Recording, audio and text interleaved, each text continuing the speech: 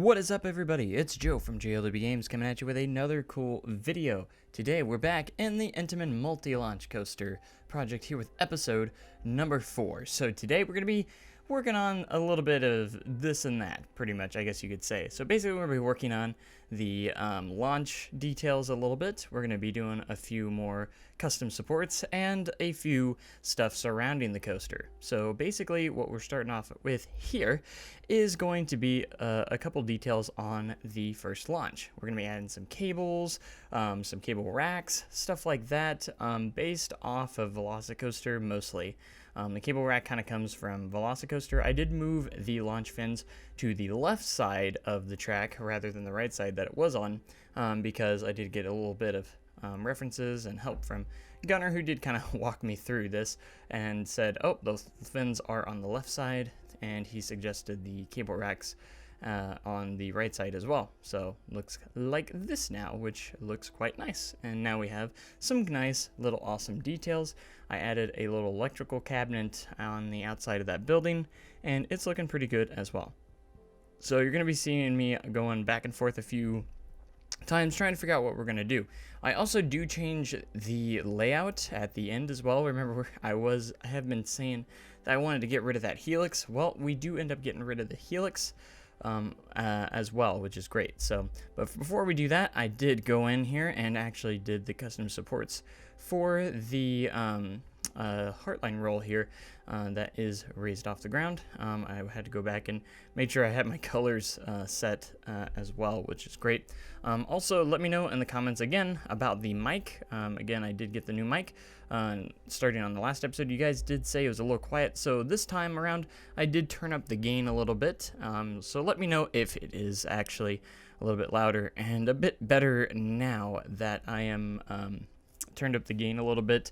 I'm just trying to make sure I get rid of as much background noise as I can and have like the clearest audio I can possibly provide you guys. So yeah, I went ahead and got some supports going here for the roll, and it was modeled off of the supports for the roll on velocicoaster as well.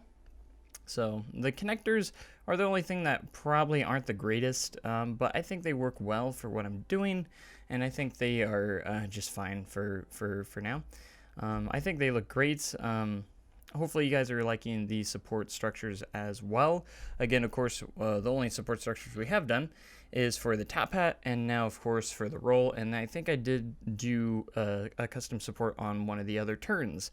So basically I've been just kind of going back and forth doing some sections and smoothing out a few spots and just making sure the track is where I want it to be at the moment before we get too far, and just make sure that is all nice and good. So anyways, I did also we'll see a little bit. I did do a little bit of terrain work and some path work, which is going to be coming up here pretty soon as well. But first, we're going to go ahead and get into what I did after removing the helix, which everyone did probably agree that was probably the weakest part of the ride, was the ending. So I figured the best ending for this ride is to keep it at a high pace. So we're just going to put in a little S-style bend here. So we bank one way, do a hop, and bank the other way into the brake run. And that means that the roll at the end is kind of like the grand finale, and then you of course do this turn into the brakes.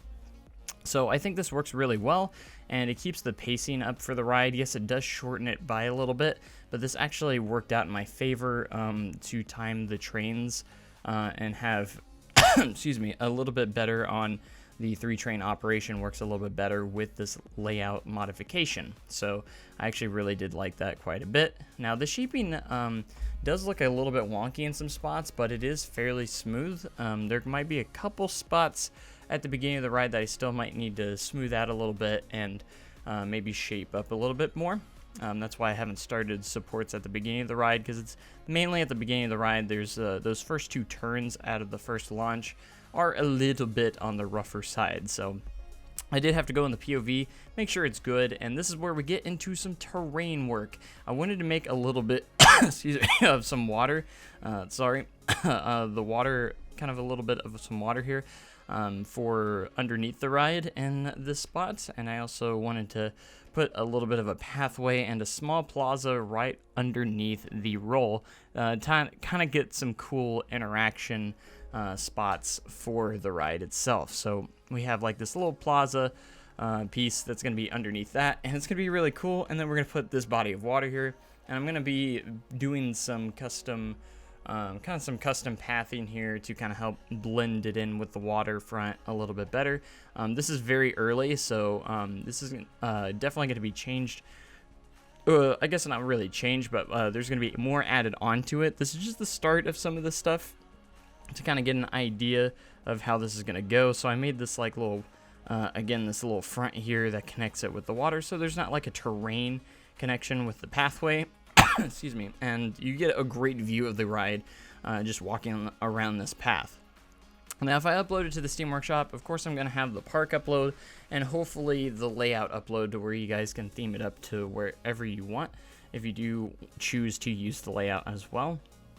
I typically like to give those as much as I can. I'll probably have the one with just the track layout that will probably just have the layout and then the supports as part as that Steam Workshop item, and then the park one will have all of the scenery around it as well. That way you can plop it down, theme it the way you want, yada yada, stuff like that. So looking really good. And then I wanted to try and do my best to place the launch section onto the second launch, kind of copy and paste, but I do remember that I did have the second launch kind of at an angle, so it was a little bit difficult to get this launch the launch fins lined up to where I wanted, but I think I got it pretty good overall.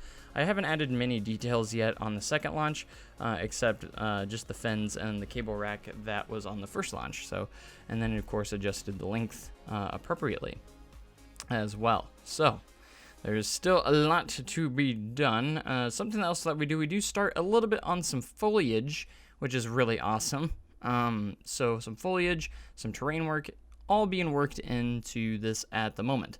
So I do actually continue the water all the way around eventually, and it turns into some really cool stuff. But first, we're gonna go ahead, excuse me, and get my cough's been really bad today. We're gonna get the excuse me, sorry. If I can talk, gosh dang it. We're gonna get the support structures here for this turn that I unsupported in the last episode and get it kind of going. Just going to use some generic angled supports, which works well for this. That's the one thing. Once you get some supports going, you can usually do the copy and paste method for getting a lot of the supports done, and then just adjusting the heights to where they need to and the connectors. And it's actually, it works really well.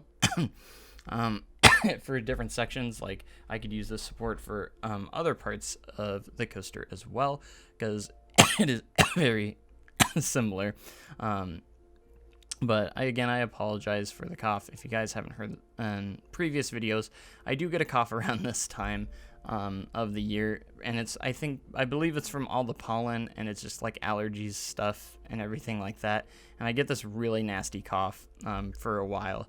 And it's really unfortunate because it makes it hard to talk for long periods of time without coughing. I really try my hardest during the videos not to cough so much. But that being aside, that way you guys have an explanation, because it's just really bad in this video. So I apologize, and I could try and edit it out, but at the same time, it's kind of impossible because I'm going to be coughing throughout the video, and there's no way I can probably talk for nearly 13 minutes without coughing a few times. So, and sometimes it makes it hard to talk in general. It's absolutely horrible. It sucks because when I'm at work, people are gonna look at me like I'm super sick or something. I'm not sick or anything. It's just allergies. So it's just horrible.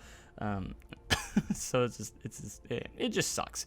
It just absolutely sucks right now. So anyways, these supports turned out pretty good, and I believe that's the last bit of supporting that we did for this episode. I did a little bit going down into that hill right there, and that's about it. I think I add maybe one or two more supports before we're done with that, and we move on to some foliage, I believe. And the foliage, of course, turns everything so much better. So I love when I do foliage because it just brings something to life. So I have been working on a name for this ride and everything. Me and mostly Gunnar helped me out with some naming elements. It's gonna be great. I'm not gonna reveal it just yet, but it's actually really, really cool, and I'm excited for for all that. Just some slight theming here for the park. For the parks stuff, and then of course I'll have an unthemed version with custom supports available in the workshop for those that want to place it in their parks as well. So that's beautiful. Absolutely beautiful and everything. So I think the layout just keeps growing on me more and more. Me and Gunnar literally sat here and just watched some cinematic views after I was done with all this for a little bit, and just watched some cinematic POVs and just like some cinematic cameras of the ride going through, and every once in a while you get that really beautiful shot that just makes you go, oh, that was really nice, you know, and stuff like that. So, and then you get some reshade in there, and it's just brilliant, absolutely brilliant. And so yeah, getting into some foliage and stuff, I just want to put some bushes and stuff like that. We also do a little bit of terrain painting around this section as well, which works quite nicely, and looks beautiful. I had to make sure that my cat didn't jump onto my computer because she likes to do that, and she's in my room right now. Sorry about that interruption. But yeah, like I've always said, in true JLW Games fashion, we have to have lots of trees and stuff, and lots of foliage and everything. And I really focused on this one area. So this one area is, for the most part, almost complete with the custom supports, the foliage, and some terra painting right there. And then once you get done with one section, you move on to the next, and it makes it quite nice. So very, very beautiful overall. I think it's great. I can't remember if I actually did the terrain piece here. Oh, sorry, my microphone. I don't think I did actually. So I did actually spread that water around, I think, after the episode was done already. So you'll see that in the next, going into the next episode, I believe. You'll see the water going all the way around, unless they do it right here at the end. I'm not sure. We're getting close to the end of the video, but that's going to do it for this episode. I hope you guys enjoyed. Make sure you comment, like, and subscribe for more amazing content like this. I'm going to catch you guys in the next episode. So thank you so much. Have a great day and an even cooler tomorrow. Thanks, and goodbye.